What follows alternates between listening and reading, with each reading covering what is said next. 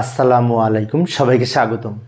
প্রিয় শিক্ষার্থী বন্ধুরা, আজকে আমি এই যে আইসিটি বিষয়ের আমরা যখন লজিক ফাংশন সরলীকরণ করি তখন এই ধরনের যদি কোনো ফাংশন থাকে, যেমন এখানে বলা আছে A B C plus A B not C plus A not, তো এটাকে সরল করে আমরা ছোট করব কিভাবে, তাই না? অনেক সহজ, কিন্তু লক্ষ্য করি প্রথমে আমরা একটা কাজ করতে পারি। এই যে প্রথম অংশ থেকে এখানে এ সি আছে, আবার এখানেও এ সি আছে, তো এই দুইটা থেকে এ সি কমন নিতে পারি।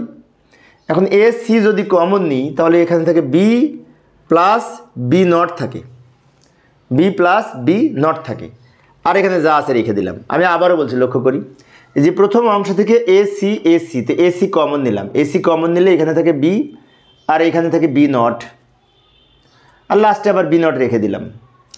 এবার এই যে এ প্লাস এ নট সমান কিন্তু 1, বুলিয়ান অ্যালজেব্রার যে অর অপারেশন রয়েছে সেখানে মৌলিক উপপাদ্য কিন্তু এটা বলা আছে। তো এটার সমান যদি 1 হয় তাহলে বি প্লাস বি নট সমান কিন্তু 1 হবে।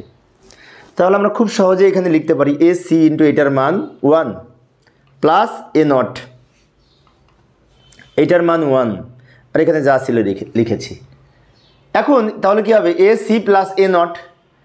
কিন্তু আমরা এই সূত্রের ব্যবহারের সুবিধার্থে আর একটা কাজ করতে পারি, সেটা হচ্ছে কি যে এইটাকে একটু রিঅ্যারেঞ্জ করে নিতে পারি।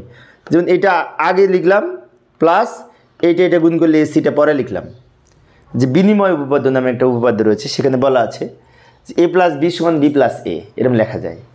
সেজন্য এটা আগে লিখেছি, এটা পরে লিখেছি, এটা গুণ করলে তো এটাই হয়। আচ্ছা, এখন এটা কেন লিখলাম? কারণ যে বিভাজন উপপাদ্যের ক্ষেত্রে আমরা অনেক সময় দেখেছি যে আমরা যদি এটা এ ধরি, এটা বি ধরি, এটা সি ধরি, তাহলে হচ্ছে কি এ প্লাস বি সি। তাহলে এ প্লাস বি সি সূত্র হচ্ছে এ প্লাস বি ইন্টু এ প্লাস সি, আমি পূর্বের ক্লাসেও আলোচনা করেছিলাম।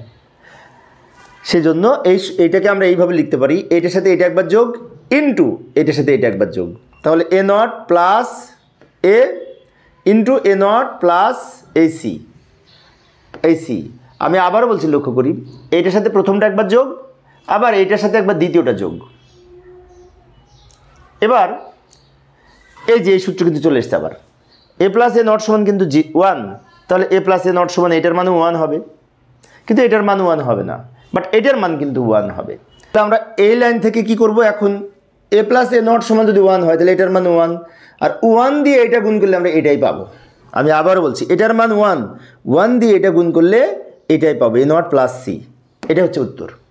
এটার মান 1 দিয়ে এটা গুণ করলে এটা হয়।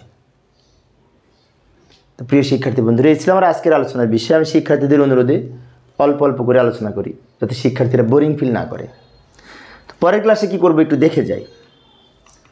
এই অঙ্কটা সমাধানের চেষ্টা করব, 23 নম্বর অঙ্ক দেখার আমন্ত্রণ রইল। পরিশেষে সবাই ভালো থাকবে এবং সুস্থ থাকবে এই কামনায় খোদা হাফেজ।